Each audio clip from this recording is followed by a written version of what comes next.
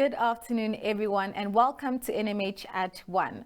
I'm Priska Nyolo, your host, and I'll be taking you through today's news highlights. Do stay tuned for an awesome show ahead.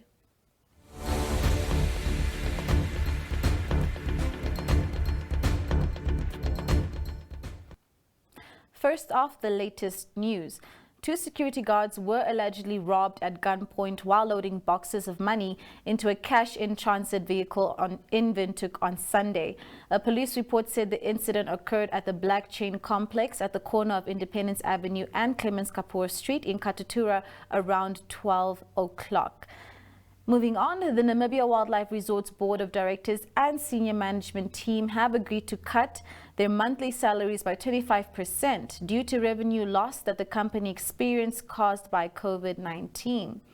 And finally, Gerard Fries has been appointed as the new Deputy Executive Director for Lifelong Learning, Arts and Culture. The ministry announced that his appointment is effective from the 1st of September 2020. And now we move on to our COVID-19 news. Today's COVID-19 Monitor summarizes the latest data for Namibia. 190 days since the first 2 imported cases were reported in the country, a total of 82,707 individuals have been tested. This number represents 3.3% of the country's population. Total recovery surpassed 8,000 on Saturday. Namibia's recovery rate now stands at 77%, and the 112 fatalities reported represent 1.08% of confirmed cases. Over the last 7 days, an average of 1,293 tests were processed daily. Only 18 new individuals were quarantined on Saturday, while 42 persons were sent home. 854 people were still in quarantine. We're going to go for a quick ad break, but I'll be right back as we move on to our video inserts for today.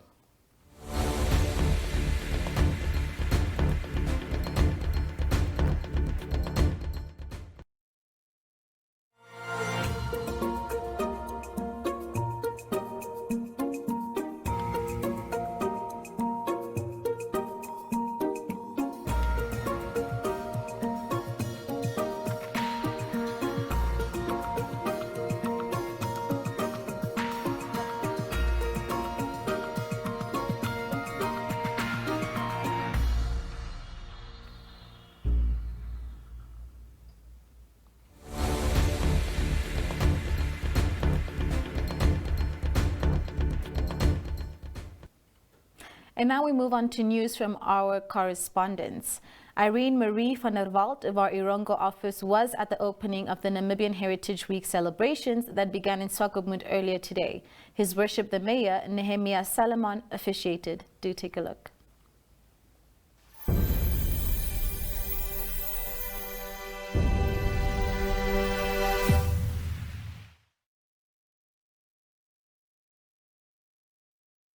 When we have been faced with various challenges as a country, and I believe it is imperative that as the world changes, we need to remain rooted in our cultural beliefs and not lose sight of where we come from by embracing our cultural heritage. Our cultural heritage is our DNA, and it determines who we are, giving us both identity and the values that will guide our lives.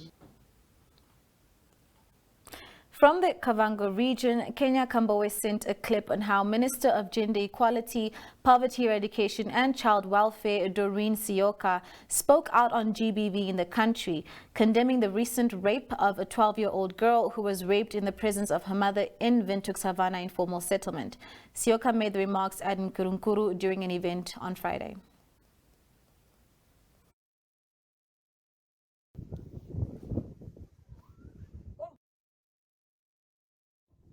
Namibian, let's change. Namibian men. Namibian men just change. Change. It's not fair.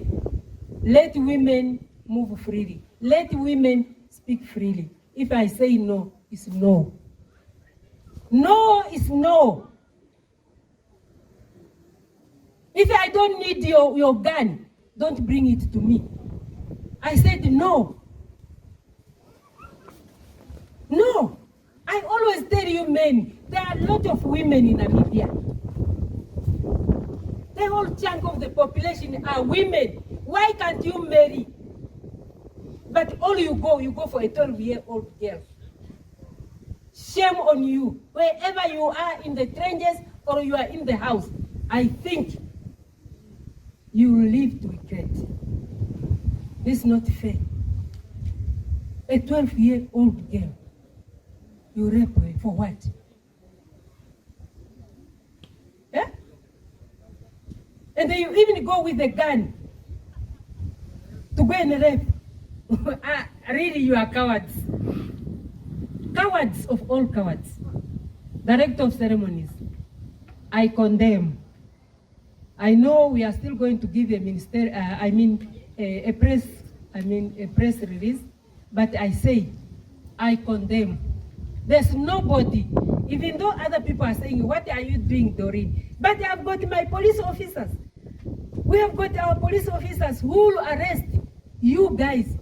You can hide, one day you'll come out. One day you'll come out, they are there. There's nothing I can do, but we have got our police officers who will do their way. And the courts also, they will assist us. Colleagues, I did not intend to delay you, but sometimes even though you see me dancing, there's anger in my heart of GBV. Other countries have improved except you, Namibians. And you failed even to go to battlefield because I heard this guy was not even participated both inside and outside in political issues. He's a young person. Where there was guns, there, we faced the white person, the regime which was here. We defeated them. Why? If you are a fighter carrying a gun for a 12-year-old and a woman who is harmless. Here,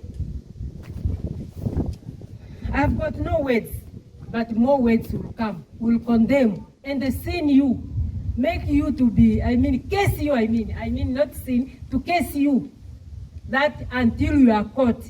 You have done it in the darkness, one day you'll do it in the daylight, then we'll catch you. The police will deal with you. This is Namibian police.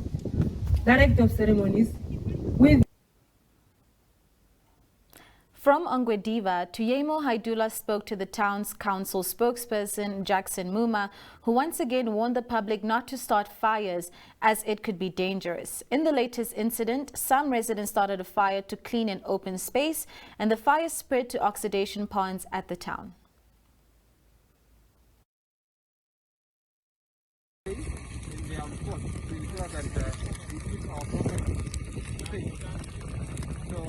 We really want this type of activity to stop, because in terms of the in terms of what we have to put in to come and extinguish the fire, and also the damage to property.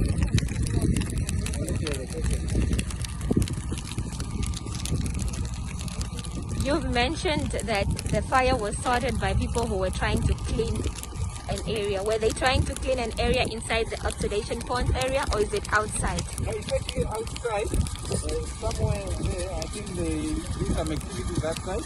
I don't know of what type, I'm still to find out.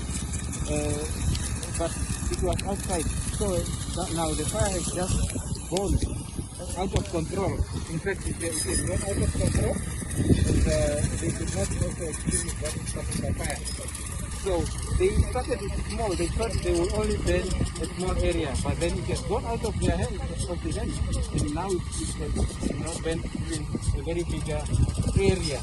So that's what we said. You might think you are burning a small area, but in the end, it can also go to other areas that are unnecessary. In a second report from our office in Ongwediva, Tuyemo Haidula reports that Deacon Monica Eliakim of St. Mary Parish Odibo Anglican Church in the Hwangwena region said Namibians are ungrateful and fail to praise the government when they have done well. Elia Kim, who was speaking during a church sermon yesterday, said Namibians only complain but don't do their part, while she feels the country's leaders are doing their best to fight COVID-19. She said when the lockdown was in place, people complained about their businesses suffering and not being able to visit their families, even though some have not seen their families in years. She said when President Hage Geingob lifted the state of emergency, they were still unhappy. Churches are allowed to gather again with a maximum of 50 people, and mandatory sanitizing and wearing of masks is obviously in place.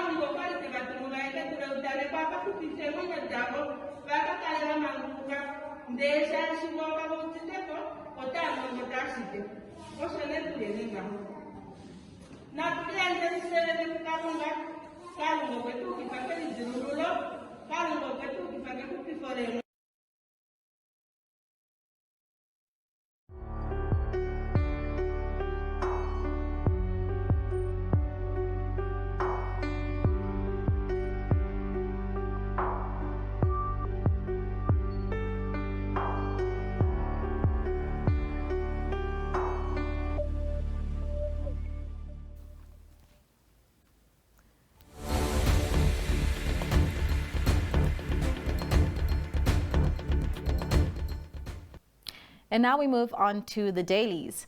The Namibian Sun leads with the tragic story of how a brother trying to save his sister from being raped lost his life when the rapist shot him. The Algemeine Zeitung leads with Eurowings arriving back at the Hosea Kotaku International Airport, while the airline's arrival is echoed by Republican, along with a report by Denver Kisting on how heavy fines await persons that violate COVID-19 restrictions. The Namibian leads with how payments to a local firm have been flagged in the U.S. and how National Assembly Speaker Peter Kashavivi says he has acquired a system that allows him to switch off microphones of MPs that disrespect the rules of the House. Leading the new era, the interim board of the state-owned Fish Corps is assessing the implication of the $150 million Namibian fish factory it bought in Walvis Bay from Etale Properties 4 years ago. Now taking a look at inside of the dailies. From our Irongo office, Erwin Lauschner of the Algemeine Zeitung reports on how now around 1,000 people converged on the local fire station after some of them received word that they could pick up food parcels. While in the Namibian Sun, Tuyemo Haidula reports about former Governor Vatuva's burial at Omungwe-Lume. Inside the Republican, a report on how both the Ministry of Mines and Energy and Environment say that no fracking will be taking place in Namibia. Also inside the Republican is Windhoek Express's focused edition of Prosperita and the Southern Industrial Area. If you feel that reading the reports will take a bit too long, simply scan the QR codes to give you a visual feast of what's happening in these areas.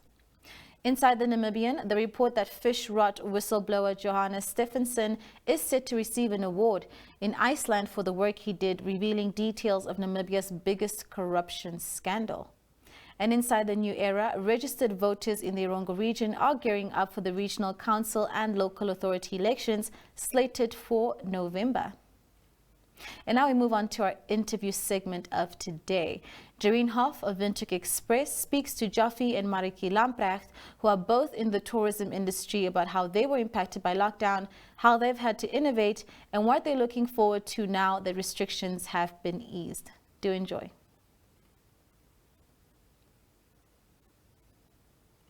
So we're speaking to a husband and wife team, Marika and Jaffe Lamprecht. They are in the tourism industry that was severely impacted by COVID. Yofi, please tell us about the concession that you have and how that was impacted. We own a hunting concession in Mango National Park in the Caprivi, now called the Zambezi region on the banks of the Okavango River. And we were devastated this year by having no clients come because all the clients had to cancel due to the lockdown that was nationwide. And it was devastating to our business, to our hunting concession, and we received no clients there. We did hunt with a few local people as the government allowed us to. And now that tourism is open, we're looking forward to welcoming guests back into Namibia. Yes. And hopefully salvaging the last 2 months of the season. And we really, really look forward to that. One of the big things that we decided to do was not to retrench any staff. We kept everyone on, cut salaries significantly, and discussed with them, were open with them, discussed what the outlook was if we kept their salaries what they were. And at the end of the day, we've maintained 100% of our staff, both in the north and here in Windhoek. Yes. And everyone's happy, everyone's still working. We're working together through this, and that's the only way that we can survive. Right, you just mentioned Windhoek. Please tell us about your business in Windhoek. So, as you all know, Yofi started the hunting business with him and his family. And for the past few years, that's what we've been doing. And then we had 2 kids, and I was just at home with the children, and I almost was driven to insanity. So I decided I really, really need to do something else. So I said, let's open a guest house.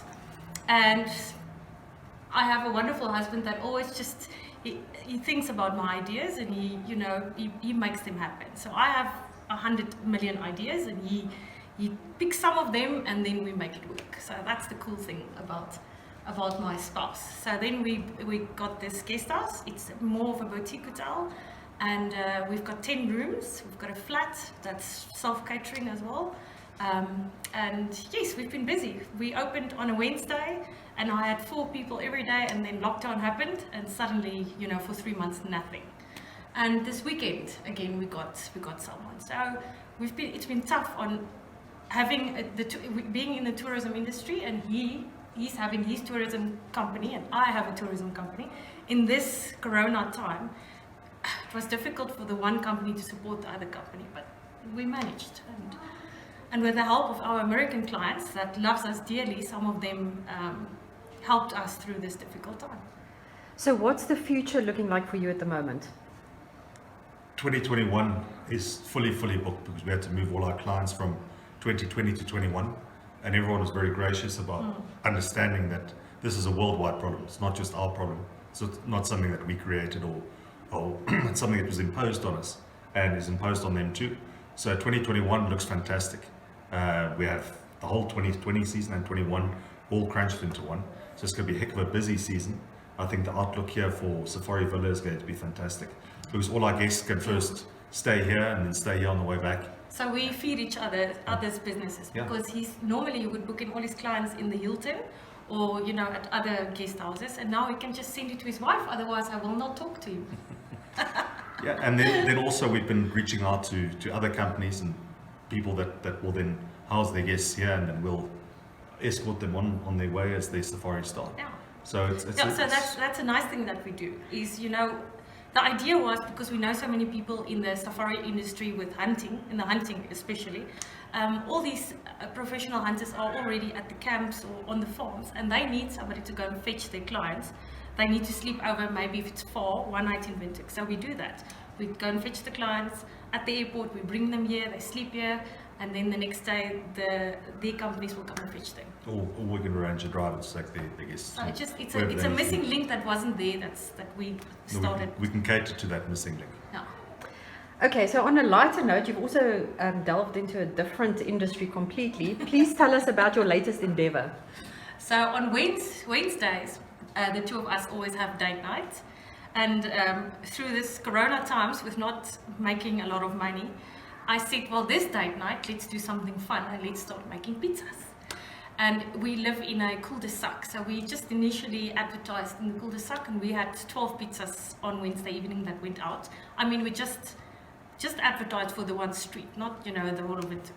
And we did very well, and we were laughing. We were drinking a glass of wine while doing this, and this was our date night. I was very stressed. He cannot handle, the kitchen. He was pacing up and down, and when he opened his eyes, I was done with 12 pizzas. So then we had a phone call, can we deliver a pizza in town? And he's like, no, this is not a business, this was just a fun idea. And I said, listen, it's date night, I'm going to put my red lipstick on, my red high heels, and we're going to deliver this pizza, and we're going to go out for a drink. And so how much fun we had. We had lots of fun. And also, how many couples make money on date night? So it paid for our drinks. Fun.